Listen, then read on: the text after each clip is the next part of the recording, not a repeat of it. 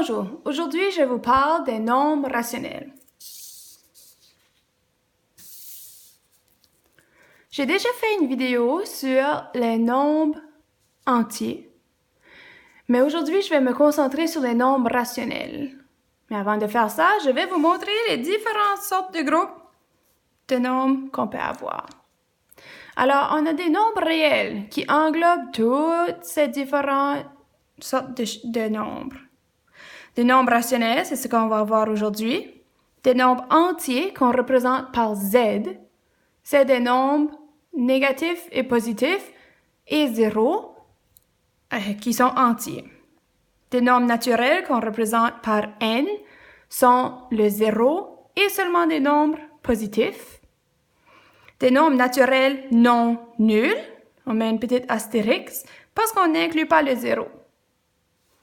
De l'autre côté des nombres réels, on a les nombres irrationnels.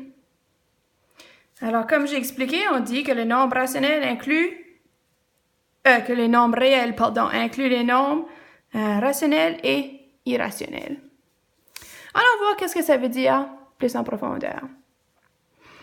Un nombre rationnel qui est représenté par la lettre Q sont toutes les fractions, nombres décimaux périodiques et les nombres entiers. C'est tout ça. Alors, un chiffre qu'on peut représenter sous forme d'une fraction ou d'un nombre décimaux périodique, je vais vous montrer c'est quoi, et des nombres entiers, c'est ça. On a une fraction qui est 3 sur 5. On a une demi qui représente 0,5. Et on a 3 sur 11. Si on fait le nombre décimal de ça, c'est 0,272727. Lorsque ça se répète comme ça veut dire que c'est un chiffre périodique.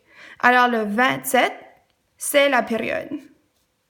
Et il y a deux nombres décimaux, donc 2 est la longueur de la période. Ça, c'est les chiffres que nous, on va se concentrer dessus. Mais allons voir qu'est-ce qu'est un nombre irrationnel. C'est un nombre qui comporte une suite décimale illimitée et apériodique.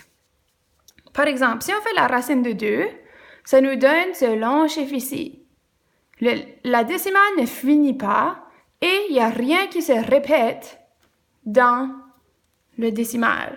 Donc, on appelle ça un nombre irrationnel. Un nombre entier peut avoir des formes équivalentes. Alors, moins 2, c'est la même chose que dire 2 sur moins 1. Et c'est la même chose que dire moins 4 sur 2. Parce que si tu fais cette division, ça me donne aussi moins 2. D'autres choses qu'on doit savoir faire avec les nombres rationnels est de les comparer.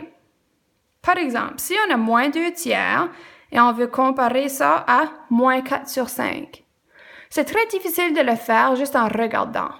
Alors, si on trouve le dénominateur commun de chacune des fractions, ça va nous aider. Alors ici, un facteur commun entre 5 et 3, c'est 15. Alors, qu'est-ce que tu fais à chaque fraction, à chaque partie? Alors, 2 sur 3, pour me rendre à 15, je multiplie par 5 en haut et en bas, comme ça a été fait ici.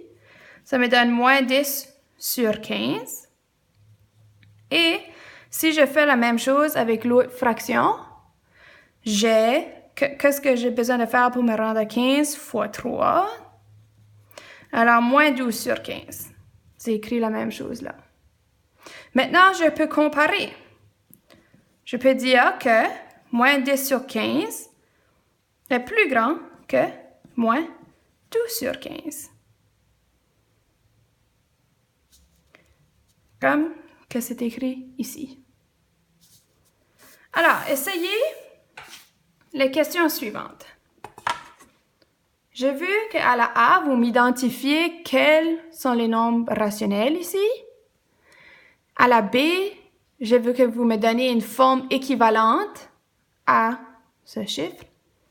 Et à la C, je veux que vous me comparez les deux nombres.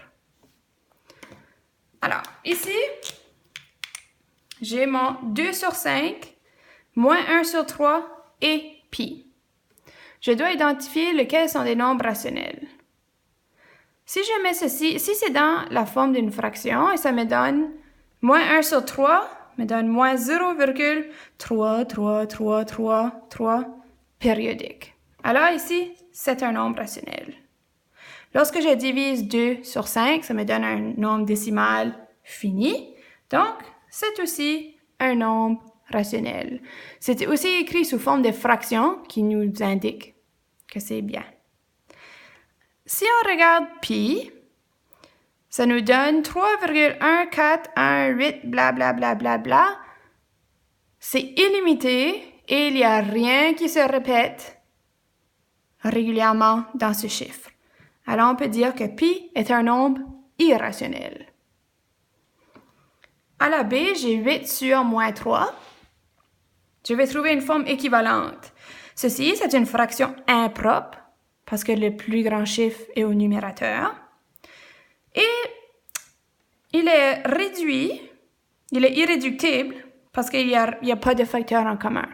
Alors, si je veux trouver une forme équivalente, je dois aller plus grand. Alors, je peux multiplier fois 2. Alors, j'ai 16 ici et moins 6. J'aurais pu faire 8 fois 3, moins 3 fois 3. J'aurais pu continuer comme ça aussi. C'est équivalent. À la C, j'ai 0 ou moins 4 sur moins 5. Lorsque j'ai un moins et un moins, ça me donne un positif. Alors vraiment, j'ai 0 ou positif 4 sur 5. Et c'est évident que 4 sur 5 est plus grand que 0. Ça me donne 0,8. Merci et bonne journée!